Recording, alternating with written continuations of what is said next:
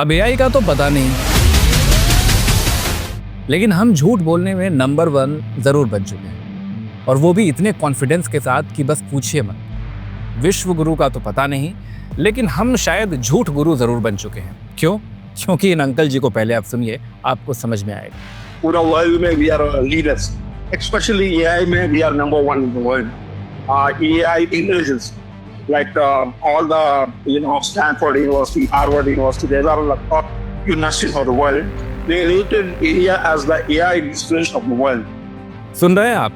Stanford, Harvard university ने India को AI में नंबर 1 रेट कर दिया है इन अंकल जी के मुताबिक। खैर, ये तो मानना ही पड़ेगा कि पिछले कुछ सालों में हम में झूठ बोलने का जबरदस्त कॉन्फिडेंस आ गया है।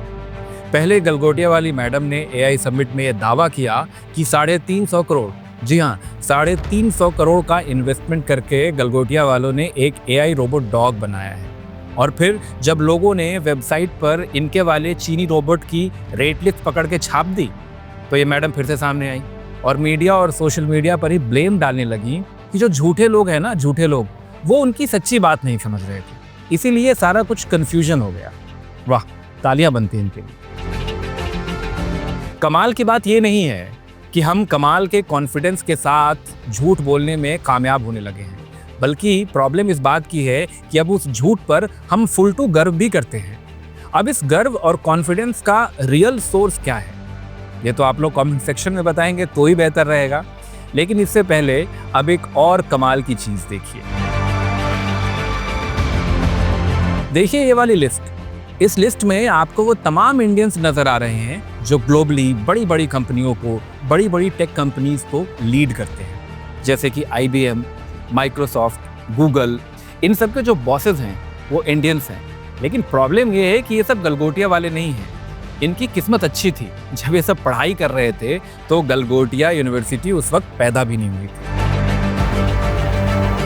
दरअसल मामला क्या है कि हिंदुस्तान में अधिकतर लोगों ने गलगोटिया का नाम पहली बार बहुत जोर शोर से तब जाके सुना जब इसे मोदी जी ने top private university in academics का बहुत बड़ा वाला अवार्ड दिया।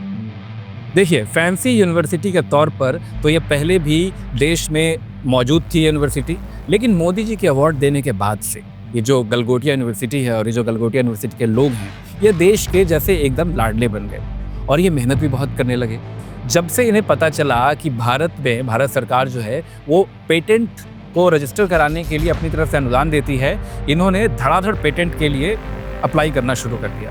एक डेटा के मुताबिक गलगोटिया यूनिवर्सिटी हर साल 1000 से ज़्यादा पेटेंट के लिए अप्लाई करती है। और ये जानकर हो सकता है कि आप चौंक जाएं कि जो अपने देश में जितनी सारी IIT है ना, वो मिलकर भी सालाना इतने पेटेंट के लिए अप्लाई नहीं कर पाती।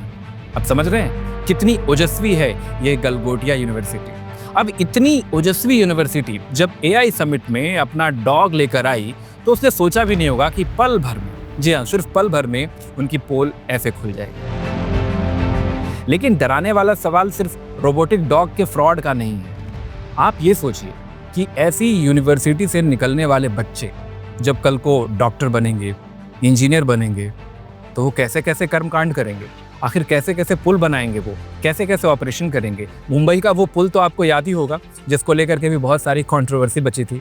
खैर, मौज लेने वाले फिलहाल इस बात पर भी मौज ले रहे हैं कि जिस तरह पिछले कुछ वक्त में भारत में साइंस को पीछे धकेला गया है और अब जिस तरीके से अंधविश्वास और बाबाओं को बढ़ावा दिया जा रहा है, तो इस तरह की चीज़ें तो सामने देखने को मिलेंगी।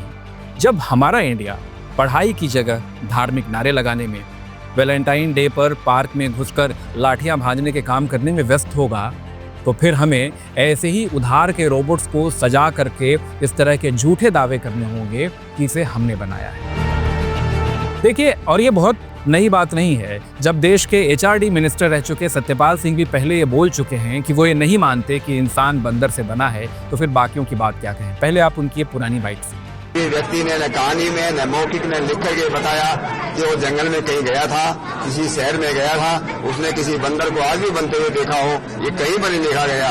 डार्विन ने इस प्रकार की जो थ्योरी दी है वो वैज्ञानिक रूप से भी गलत है और इसलिए स्कूल और कॉलेजों के अंदर इसको बदल कर नहीं हुए। जब से धरती पर आदमी आया है, शुरू से ही आदमी है और आदमी ही रहेगा। HRD मिनिस्टर दावा करें कि ऐसी थ्योरी देने वाला डार्विन झूठा है और डार्विन थ्योरी को कोर्स से हटा दिया जाएगा, तो आप खुद सोच सकते हैं कि फिर इस देश में पढ़ाई कहाँ जाएगी। ये चीज़ जो है ये सबके विचार करने लायक है। फिर तो ऐसे जो देश है इसमें जो ओजस्वी लोग जो हैं वो ऐसे ही चील के रोबोट पर झूठ का खेल खेलेंगे, क्योंकि फहरिस्त यही ख़त्म नहीं होती। जिन ओजस्वी युवा सांसद अनुराग ठाकुर जो इस देश में बहुत मशहूर हैं, जो खुद अपने बच्चों को विदेशों में साइंस पढ़ने के लिए भेजते हैं, लेकिन जब वो खुद बच्चों के सामने जाते हैं तो बच्चों को ये सिखाते हैं अंतरिक्ष में यात्रा करने वाला पहला कौन था?